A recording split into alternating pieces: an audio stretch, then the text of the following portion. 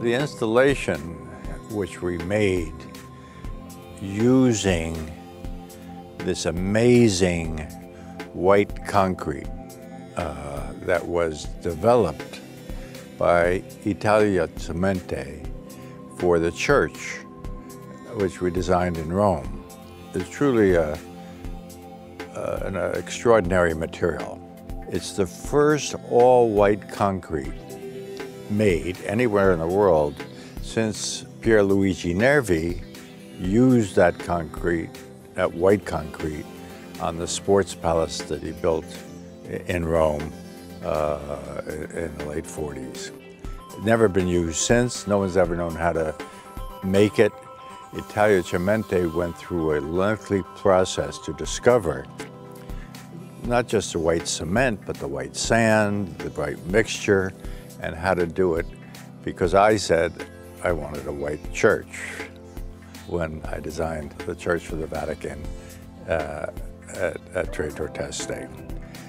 ITALCEMENTI went further than I even expected, because not only did they develop a beautiful white cement, but it's self-cleaning. By that I mean, when it rains and the water comes off the surface, it cleans the surface. It doesn't leave stains. It's as white after the rain as it was before the rain. This is amazing. It has nothing to do with me. It's all ITALCEMENTI. I wish I could take credit for it, I can't. And so when we made this exhibit, we said, what's more natural than to make it with this white concrete? But the intention is to show how these forms made out of the white concrete have a flexibility and an ability to be many things at the same time.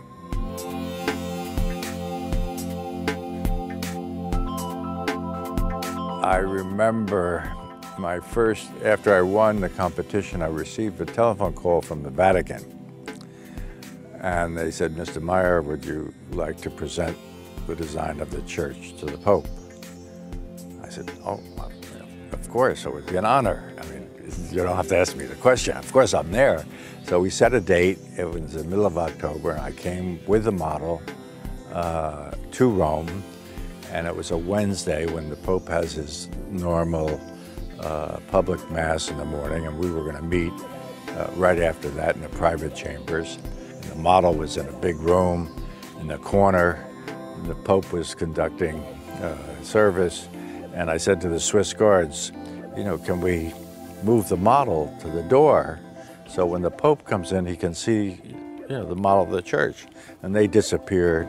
Time goes on. I look at my watch and I said, oh my God, it's 5 of 11. You know, that room is pitch dark. The model's in the corner. I said, you know, there's no lights. Where are the lights? You know, we've got to move the model. The Swiss guards bring the model to the door of the room. And then the Pope walks in, and the television cameras come in, and there's light. So you just have to believe and have faith.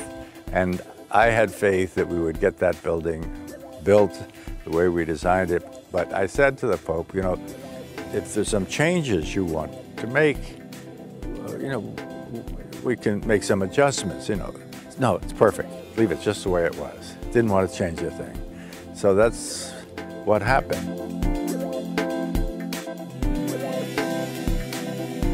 I think you would be surprised by the numbers of people who know a little bit about architecture, who are interested in architecture. They may not know the names of a lot of architects, but they move through space, they use space, they exist in space, they relate to their surroundings, their home, their work. They're in architecture all day long, and they have an attitude about it.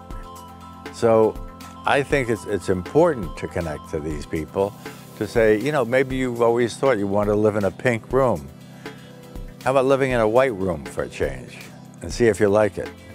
Architecture belongs to everyone. It's not just for us, you know, it's for everyone. I mean, what I do, I don't live there. Someone else lives there. And then it goes on, and they pass it on to somebody else. It has a life of its own.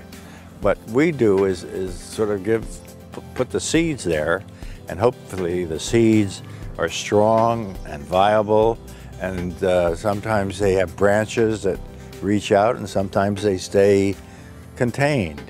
It's nice when they have branches and they reach out and other things happen as a result. That's the best.